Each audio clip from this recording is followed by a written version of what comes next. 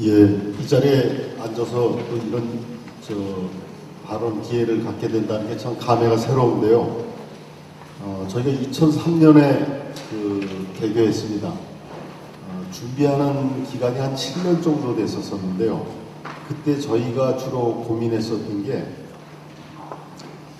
공동체와 협동조합을 중요하게 고민했었습니다. 그래서 당시 이제 저희 나름대로 처음 문제의식은 현재 우리 교육을 바꾸는 데 있어서 중요한 고리를 뭘로 잡을 건가. 그래서 단위 학교에서 무엇이 가능한 건가를 좀 입증하고 싶었었고, 그래서 사립학교를 좀 고민했는데, 문제는 그 학교를 흔히 말하면 학교를 세운다는 게 보통 일이 아니잖아요. 소위 말해서 있는 사람은 뜻이 없고 뜻이 있는 사람은 돈이 없어서 되는 일이 없잖아요. 그래서 저희가 처음에 고민한 거는 협동조합을 통해서 학교를 세울 고민을 했었습니다. 근데 문제는 구체적으로 들어가다 보니까 교육법이나 특히 사립학교법에 의해서 학교 법인은 이사회로 구성됩니다. 이사회라는 틀로는 현재와 같은 사립학교의 집중 이런 것을 피할 방법이 없더라고요. 그래서 저희가 늘 마지막까지 고민했었던 거는 비인가로 가야 되느냐. 근데 문제는 우리 학교 스스로가 어떤 자기 진화를 할 수는 있지만 우리 교육의 어떤 변화와 연결시키기 위해서는 정규 형태의 학교 틀로 가는 게 필요하다는 고민을 했고요. 그래서 마지막으로 저희가 좀 정리한 방안은 뭐였냐면 이후 교육 공동체를 100명이 구성하고 거기에서 매년 총회를 통해서 이사진을 추천하는 겁니다. 물론 이거는 법적인 구속력은 없습니다. 그러나 지난 10여 년 동안 이화교의 이사회에서는 이 불문율을 지켜서 그에 따라 지금 유지하고 있습니다. 근데 이게 얼마나 갈지 이제 그런 점에서는 앞으로도 고민이 있습니다. 특히나 세월이 지나 양로이 되는 순간 좀 복잡해지겠죠. 그래서 그 사이에 또 우리가 이렇게 성남시청에서 교육감님을 모시고 하는 그런 것과 비슷하게 법적인 부분을 또 해결해내는 노력들이 좀 뒷받침돼야 될 것 같습니다. 오늘 제가 좀 시작은 얘기는 이렇게 했는데 조금 도전적인 질문들을 좀 던지고 싶습니다. 이제 학교가 9년쯤 되어서 어찌 보면 남들 말할 때 자리를 잡았다 소리도 있고 대안학교로서도 그렇고 혁신학교를 시작하는 하나의 또 나름대로 역할을 조금 했던 것 같고 또 요새는 경쟁률도 10대 1이 넘어서 굉장히 복잡해진 처지인데 저는 거꾸로 좀 얘기를 좀 던져보고 싶습니다. 제가 2월 달에 퇴임을 했는데요. 교장 8년 하면서 여러 가지 감회가 좀 많습니다. 우선 제일 첫 번째, 제가 퇴임하면서 학생, 선생님들, 학부모님들 모시고 하는 자리에서 제가 한 1시간 정도 특강을 했는데요. 주제는 한마디로 말하면 이겁니다. 이유학교라는 온실을 부숴버리자. 그게 제 어떻게 보면 주제였습니다. 그 얘기를 조금 좀 깔고 싶은데요. 흔히들 말하면 좋은 교육 환경에 대해서 아이들을 키워보고 싶습니다. 그래서 어찌 보면 유기농 재료도 먹이고 싶고 또 좋은 교육 환경을 하기 위해서 좋은 학교를 보내고 싶고 좋은 선생님을 모시고 싶고 온갖 것들을 챙겨줍니다. 아마 그런 점에서 보면 이화학교가 그런 여러 조건들을 좀 갖추고 있는 것 같습니다. 근데 저는 거꾸로 말하고 싶습니다. 저희 학교 건물 철제와 목재로 지은 2005년도 우리나라 제일 큰 건축상을 받았습니다. 애들 여기저기 숨을 구석도 많고 산속에 딱 들어가 있으면 기가 막힌 환경입니다. 선생님들 대단히 열정적으로 아이들을 만나고 있습니다. 강의도 교재도 최고로 만들기 위하여 고민하고 있습니다.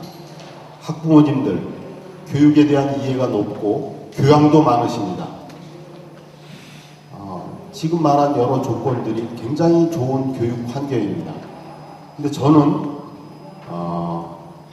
6년, 7년 마무리하는 그 과정에서 제가 느낀 건 그런 겁니다.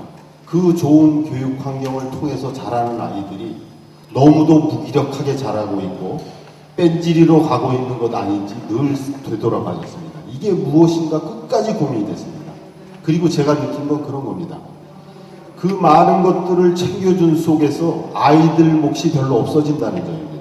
제가 이걸 가장 뼈저리게 느끼게 된 계기는 뭐였냐면 너무도 엉뚱하게도 저희가 4년 전에 저희 학교가 재정결함 지원을 못 받고 그래서 늘 등록금이 비싼 흔히 말하면 귀족 학교 아니냐는 소리를 듣는 그런 처지에 놓여서 선생님들도 너무 답답했어요.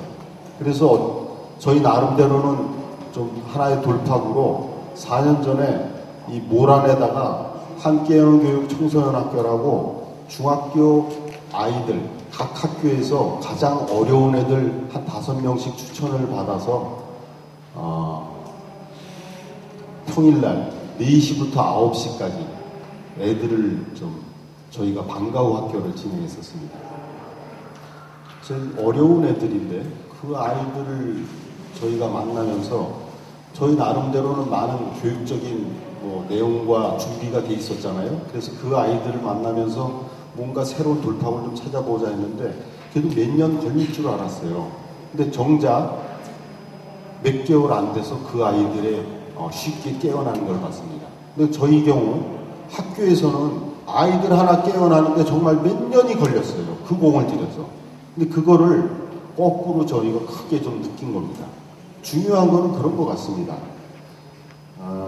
성남 구시가지에 제일 어려운 처지에 있는 그 아이들. 근데 저희 학교에 오는 학생들 경우는 모든 조건이 너무 좋은 거예요. 그래서 그 아이들 입장에서 보면 아쉬운 게 없습니다. 필요한 게 다 주어져요. 최적의 것으로. 그럼 그런 속에서 애들은 스스로 깨어나거나 안에서의 자극도 약하고 그런 가운데 거기에 그냥 웬만한 건 다 해본 거고 또 부담 없이 원하는 건 손에 주어지고 그 조건 속에서 애들이 무기력해지는 것 같습니다. 그리고 뺀질이가 돼가는 것 같습니다. 근데 성남 구시가지의 그 어려운 애들은 짧은 시간 내에 깨어나는 걸 저희가 느꼈습니다. 교육이라는 게 참 오묘합니다. 좋다는 게 뭔지 돌아볼 필요가 있습니다. 그래서 저는 얘기 시작할 때 우리가 성남시청에서 시에 지원하여 교육감님도 모시고 어떻게 보면 공동체를 얘기하고 협동조합을 얘기해서 참 어려운 조건에서 우리가 무엇인가 헤쳐오는 긴 과정이 있었습니다. 지금 어찌 보면 이런 것들이 정기화되고 법제화되면서 보다 좋은 조건에서 무엇인가 할 수 있을 것 같습니다. 그러나 그것조차 그렇게 간단한 문제가 아닌 것 같습니다. 세상이 이치란 게 참 모든 게 공평하다고 말할 수도 있고 뒤집어지는 건데 바로 그런 조건에서 우리가 그걸 또 새로운 시련을 이겨내는 좀 더 큰 도전으로 나서지 않게 될 경우 거기에서 주저앉으면서 우리의 어떤 역동적인 힘은 가라앉지 않을까 생각됩니다. 지금 이 학교는 중대한 위기와 도전에 있다고 생각됩니다. 어찌 보면 좋은 조건을 뛰어넘어서 아이들을 사지로 몰아넣고 새로운 도전에 나아가도록 하지 않으면 이 학교의 생명력은 끊어질 것 같습니다. 마찬가지로 우리가 생각하는 공동체와 협동조합 이 부분도 새로운 도전에 직면해 있다고 생각됩니다. 흔히 말하는 경쟁력의 문제가 아니라 우리 내부에서의 어떤 역동성과 힘이 어떻게 나오느냐가 쉽지 않은 문제라고 생각됩니다. 교육과 그것이 일치할지는 모르겠지만 제가 느끼기에 그렇습니다. 그래서 우리도 이러한 좋은 조건이 갖추어진 이 조건에서 우리가 우리 내부의 어떤 생명력을 어떻게 이어갈 것인지 그 문제를 정면으로 다시 돌아봐야 될 그런 시점이 아닌가 싶습니다. 고맙습니다.